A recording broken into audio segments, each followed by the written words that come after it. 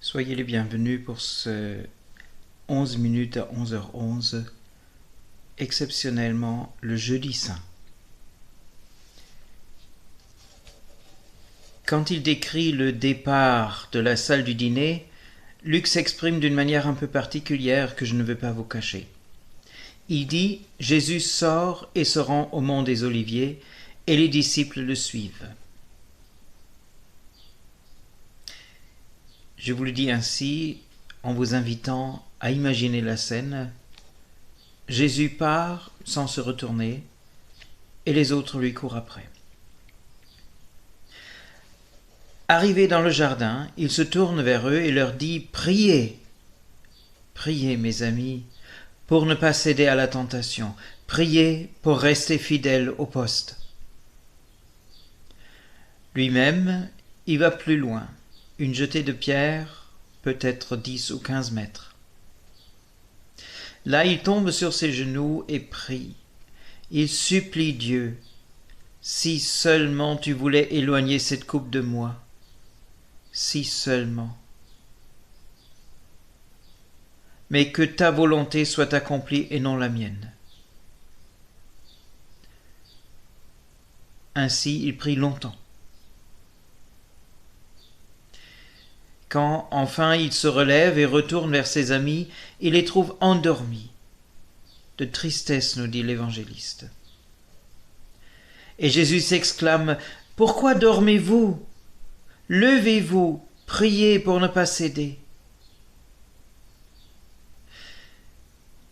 Il parle encore quand arrive une grande troupe, guidée par un homme qu'ils connaissent bien, Yehuda, leur camarade. C'est quand qu'il les avait quittés pour retrouver ces gens-là? Ils ne l'ont pas remarqué. Yehuda va droit vers Jésus et l'embrasse. Et Jésus le regarde calmement et lui dit « Yehuda, Yehuda, est-ce par un baiser que tu trahis le Fils de l'homme ?» Ses amis sont très excités. Que faire? Jésus n'avait-il pas dit de prendre des armes? Ils ont 2 épées. Autant ne pas céder la place sans défense. Seigneur, est-ce que c'est le moment de sortir les armes? L'un d'eux a déjà tiré l'épée et coupe l'oreille d'un des serviteurs du grand prêtre. Mais Jésus lève la main et d'une voix puissante dit « Arrêtez, laissez-les faire !» Et puis il touche l'oreille de l'homme et le guérit.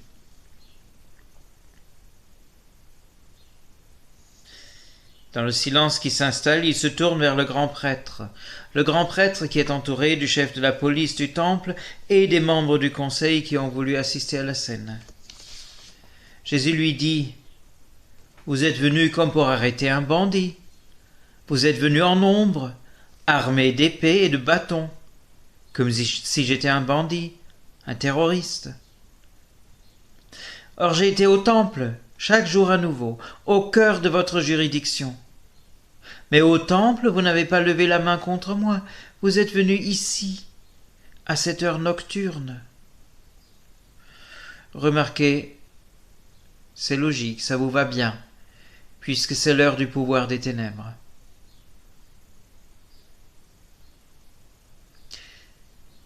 Et puis, il permet aux policiers du temple de lier ses mains. Le cortège retourne en ville, Jésus au milieu d'eux. Ils ne vont pas au temple, ils vont à la maison privée du grand prêtre. Et ils ne voient pas qu'un homme les suit de loin. C'est Pierre. Si peut-être c'est lui qui avait l'épée, il l'a cachée avant de rentrer en ville. Et il rentre même dans la cour de la maison. Là, il y a beaucoup de monde. Il y a les policiers du temple, il y a des hommes de main du grand prêtre. Ils ont allumé un feu parce que la nuit est froide.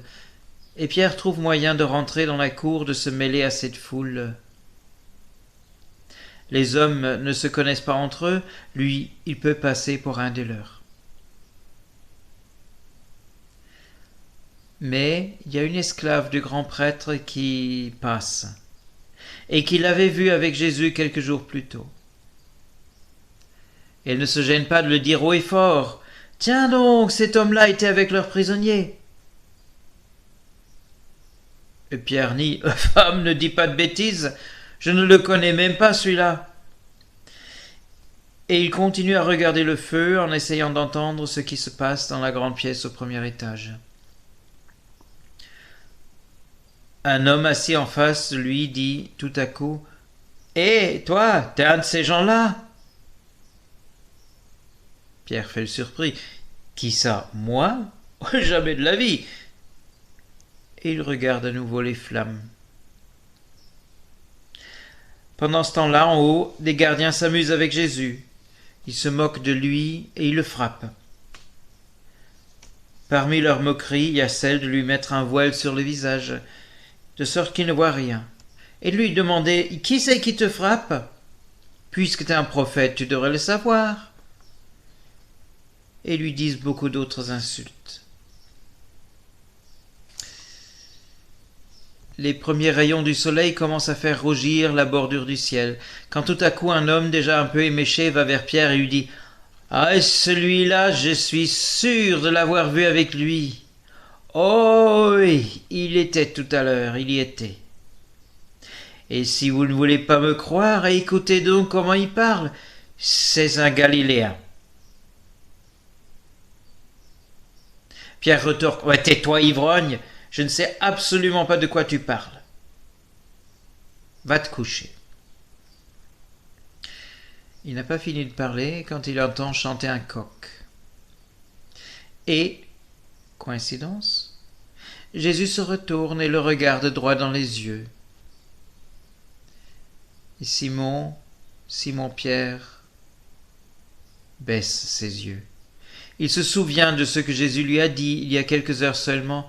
« Avant que le coq chante, tu me renieras 3 fois. » Il sort de la maison et s'enfuit en pleurant. C'est à peu près au même moment que se réunit le grand conseil. Il est composé par les anciens du peuple, par les chefs des prêtres et les chefs des docteurs de la loi.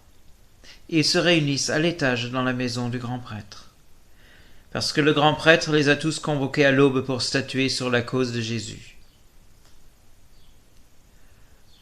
Quand tous ces dignitaires se sont installés, il fait amener Jésus, qui est lamentable à voir. Le grand prêtre lui demande « Si tu es le Messie, dis-le-nous » La loi demande qu'ils entendent de sa bouche qu'il se déclare Messie pour pouvoir le juger.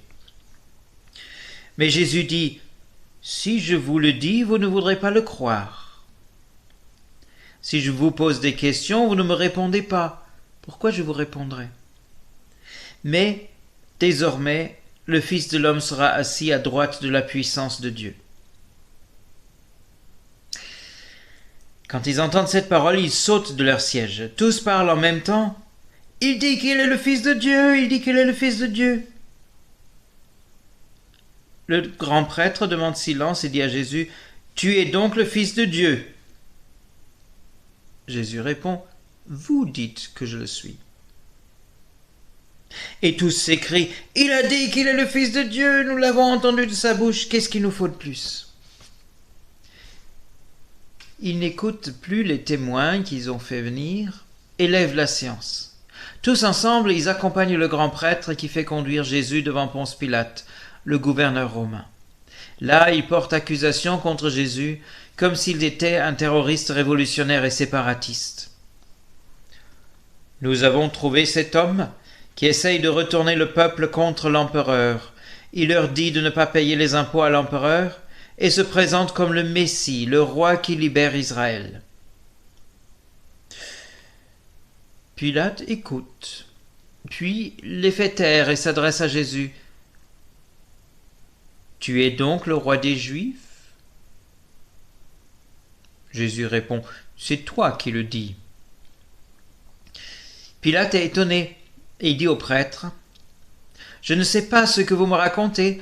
Je ne vois aucun motif pour condamner cet homme. » Mais le grand prêtre insiste. « Il excite le peuple à la révolte. Il l'a déjà fait en Galilée, maintenant il est venu en Judée et jusqu'à Jérusalem. » « Ah » Pilate est surpris. « Cet homme est donc galiléen ?» On lui dit bien que oui. « D'accord, dit Pilate, si c'est un Galiléen, je ne suis pas compétent. Je vais le faire amener à Hérode, c'est lui qui doit s'en occuper. C'est lui le roi de la Galilée. Et ça se trouve bien, Hérode est justement à Jérusalem pour la fête. » Il faut dire que ce n'est pas la joie entre les deux hommes, ils sont plutôt rivales sur le plan politique et s'estiment très peu.